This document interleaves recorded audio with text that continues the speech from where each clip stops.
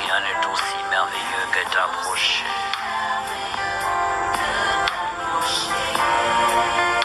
Et m'abreuver au milieu de tes rochers.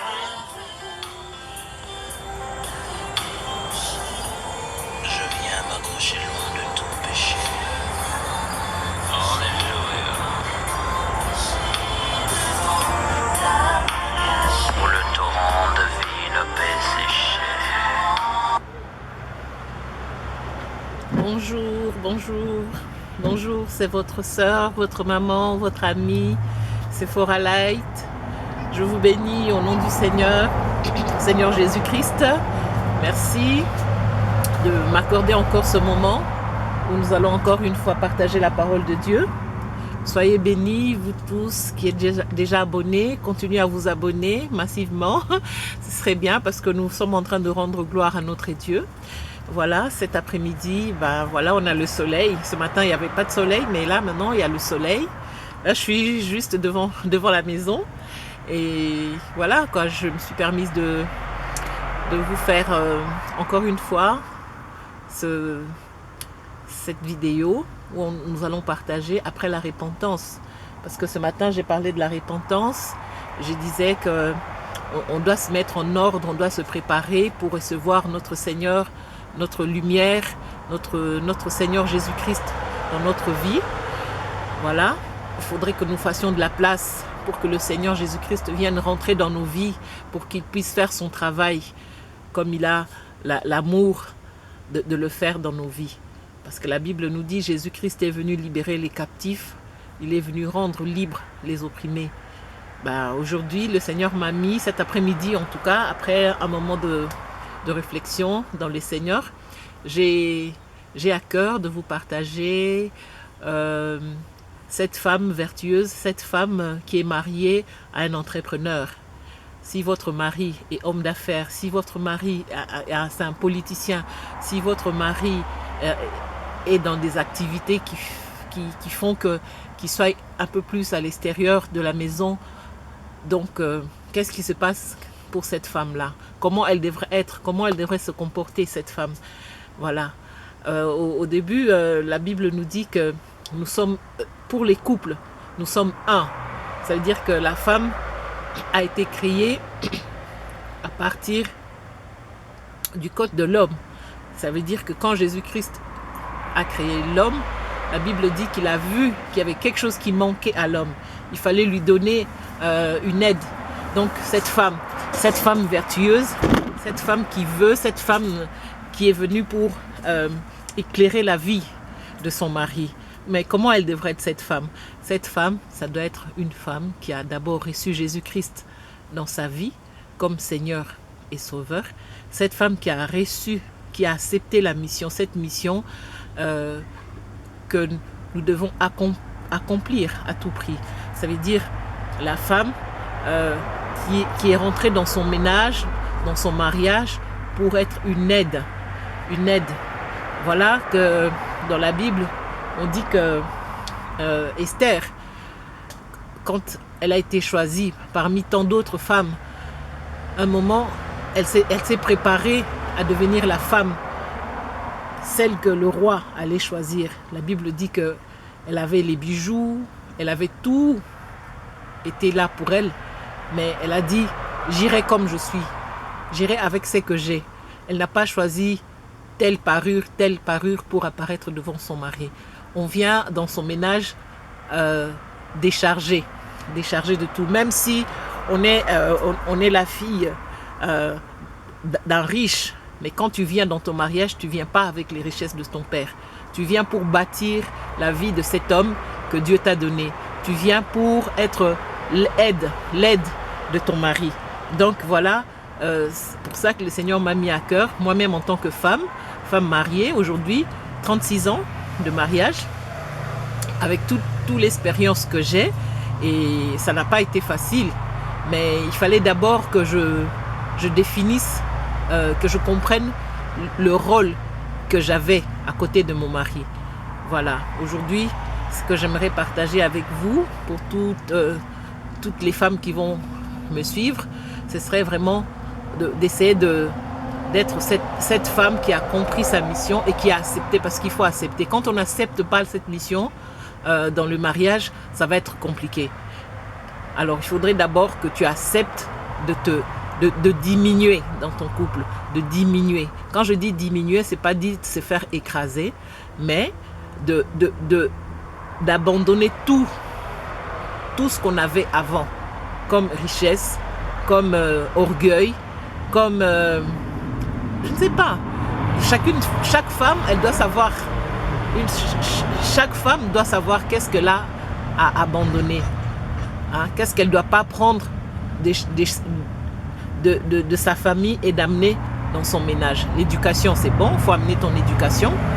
Mais il y a certaines choses, une fois qu'on s'engage dans le mariage, il y a certaines choses qu'on doit laisser. On ne doit pas venir dans le mariage avec les choses qu'on avait chez nous. Parce que souvent, quand on est marié, dès qu'il y a quelque chose, on arrive des fois à dire « chez nous, c'était pas comme ça ». Chez mon père, c'était pas comme ça. Chez ma mère, c'était pas comme ça. Ça, c'est des choses qu'on devrait vraiment oublier et essayer de bâtir une nouvelle vie avec son mari. Et voilà ce que j'aimerais partager avec mes sœurs mariées ou même celles qui vont bientôt se marier. Ce serait de ne pas amener dans son ménage les choses de son passé, les choses de chez ses parents. Vraiment. Prends l'initiative, accepte l'ordre que tu es venu pour bâtir ta maison maintenant. Voilà. Et dans la première chose que je dirais, ce serait vraiment le respect envers son conjoint, le respect envers son conjoint, et puis aussi l'humilité, parce que ça demande beaucoup d'humilité, parce que ça dépend, il y a des choses qui arrivent où la femme ne doit pas tout de suite répondre ou répliquer. Il y a des choses que tu encaisses sans réagir, même si après tu vas le reprendre, ton mari, mais pas devant les gens, même pas devant devant les enfants. C'est vraiment des choses qui se passent dans l'intimité, dans la chambre, si tu peux reprendre ton mari. Et puis savoir que cette femme qui a reçu la mission, c'est une femme, comme on dit, qui se lève très tôt. Très tôt. Très tôt, quand je dis très tôt, chaque femme, ça c'est mon conseil, c'est ce que moi je fais, tu dois avoir ton endroit de prière. Dans ma maison, ici, j'ai laissé une place exprès pour la prière. Donc, je peux me réveiller à 4 heures du matin, tout comme ça peut être des fois même à 3 heures du matin, mais je me retire pour aller parler à Dieu de mon couple, de mon mari. Il faut aussi être une femme attentive qui suit de près son mari. Tu dois savoir le calendrier, tu dois savoir les situations, ce qui se passe dans la maison pour pouvoir aider ton mari. Parce que tu es venu dans sa maison comme une aide. Tu n'es pas venu pour le juger, tu n'es pas venu pour le contrecarrer, tu n'es pas venu pour le contrôler, mais tu es venu pour aider cet homme à aller de l'avant. C'est pour cela que je conseille aux femmes qui sont déjà mariées ou même des femmes qui vont se marier de savoir qu'on a un rôle à jouer. Ce n'est pas simplement au Bali, non, c'est aussi un travail. Il faut se dire que je suis venu pour accomplir une mission à côté de cet homme. On m'appelle aide semblable, mais aide en Weza, aide moko spirituelle. Tu n'es pas seulement venu pour être la femme de quelqu'un, mais tu es venu pour arranger, pour que cet homme puisse se retrouver. Voilà. Moi je dis que le plaisir, c'est, comme ma mère, elle disait, hein, ton mari, c'est ton premier fils. Donc, qu'est-ce qu'une maman fait avec un fils? S'il se comporte mal, tu l'engueules, tu le corriges, mais tu l'aimes quand même. C'est toujours ton fils, c'est toujours ton mari. Il faut savoir répondre ton mari, il faut savoir veiller sur lui, il faut connaître un peu aussi ses amis, hein, savoir qui il fréquente, et aussi pouvoir sélectionner aussi, parce qu'il ne faut pas seulement laisser aller n'importe où. Il y a des hommes des fois qui sont là, hein, aujourd'hui, il t'amène voir tel ami, aujourd'hui, il t'a fait rentrer dans telle maison. Non, il faut savoir aussi choisir les amis de son mari. Il faut aussi savoir choisir les amis de votre couple. Ça aussi, ça aide pour aller plus loin. Voilà, il faut surtout, pour moi, je dirais, avoir cette habitude de prier. pour son mari.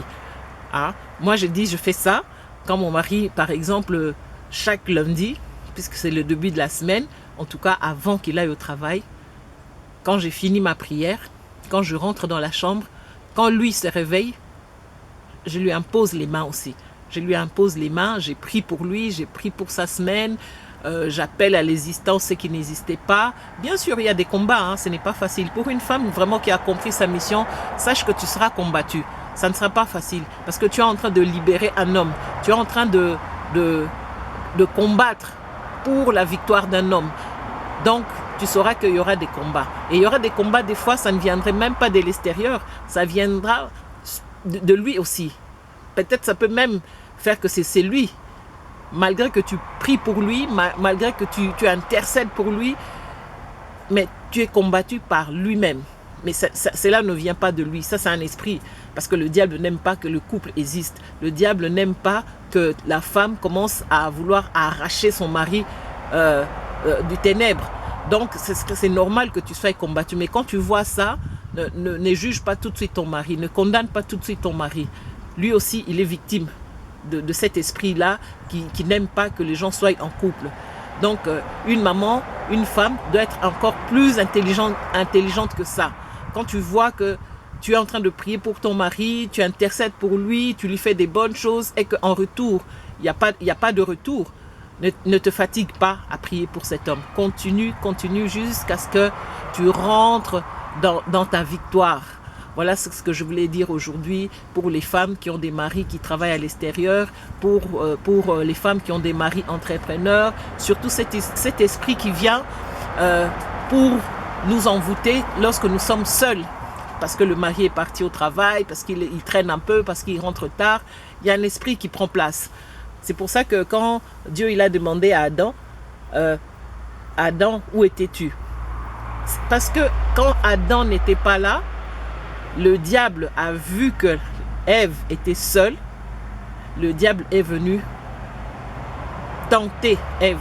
Parce que Ève était seule. À chaque fois que ton mari traîne au travail, à chaque fois que ton mari est en voyage, sache que quand tu restes seul, ce n'est pas le moment de rentrer dans les imaginations, dans des idées, que soit qu'est-ce qu'il est en train de faire là-bas, qui est-ce qui est passé dans son bureau, avec qui il est en ce moment. Toutes ces choses-là, des fois c'est la vérité. C'est vrai qu'il y a des hommes qui trompent leurs femmes, c'est vrai qu'il y a des hommes qui vont voir ailleurs, c'est vrai qu'il y a des hommes qui aiment la compagnie des femmes, mais c'est vrai que des fois, il n'y a rien du tout. Cet homme est tout simplement en train de travailler. C'est pour ça que moi, j'aimerais vous aider, mes sœurs, de ne pas vous laisser aller lorsque vous serez tentés par cet esprit-là. De ne pas vous décourager, de ne pas rentrer dans des disputes inutiles. Au contraire, vous avez une source. Allez au pied du Seigneur. Allez auprès du Seigneur. Allez recommander cet homme auprès de Dieu. Moi-même, ça m'est déjà arrivé. J'étais tellement dans des inquiétudes. J'étais en train de demander, mais Seigneur, pourquoi est-ce que tu m'as donné un homme qui est tout le temps loin? Pourquoi, Seigneur, tu m'as donné cet homme qui est tout le temps en train de travailler? Parce que mon mari aime son travail, il aime travailler, c'est un bosseur. Mais il est tout le temps à l'extérieur. Et un jour, le Seigneur m'a dit, dans la prière comme ça, il m'a dit, mais il faut pas vous inquiéter pour cet homme. Il ne faut pas pleurer pour cet homme. Confiez-le-moi, tout simplement. Confiez-moi cet homme et vous verrez ce que je veux faire avec lui. Mais je veux le changer pour vous. Je veux le faire pour vous. Confie-le-moi tout simplement. C'est comme ça que je commençais à confier mon mari au Seigneur Jésus-Christ. Je prie et je continue à prier pour lui et je ne me fatiguerai pas. C'est mon mariage, c'est votre mariage. Essayez de sauver votre mariage. Vous êtes rentré dans une mission que tu as acceptée devant les gens, devant les autorités, devant l'église, que tu as pris l'engagement d'aller avec cet homme jusqu'au bout. C'est pour cela que nous n'avons que le Seigneur Jésus-Christ pour nous accompagner dans cette mission. C'est une mission que nous avons acceptée le jour où nous avons dit devant les gens que nous acceptons cet homme comme mari. Alors, prenez courage, soyons des femmes des prières qui savent bâtir leur maison. Ça, c'est vraiment la suite. C'est ce que je voulais, mais il y en aura d'autres. Hein. Ça, c'est vraiment en premier ce que le Seigneur m'a mis cet après-midi à cœur. C'était vraiment d'essayer d'éteindre le feu dans les cœurs des femmes qui restent seules pendant que le mari est en voyage, pendant que le mari est en train de travailler toute la journée. C'est vraiment ça que le Seigneur m'a mis à cœur, parce que je sais que c'est un moment, des fois ça devient lourd, des fois ça devient monotone, mais sachez qu'il y a quelque chose à faire. Il faut s'occuper à la maison, il faut s'occuper des enfants, des petits-enfants comme moi je fais. Il faut peut-être même faire un petit business à côté qui fait que vous êtes en train d'être occupé à faire autre chose au lieu de laisser l'ennemi vous parler, vous donner des idées que ce n'est même pas la vérité. Voilà, c'est ça que je voulais partager avec vous aujourd'hui. Mes sœurs dans les Seigneurs, mes sœurs, les abonnés de la chaîne Maman Sephora Light, voilà, je vous bénis. Très bientôt, il y aura un numéro de téléphone où vous pourrez nous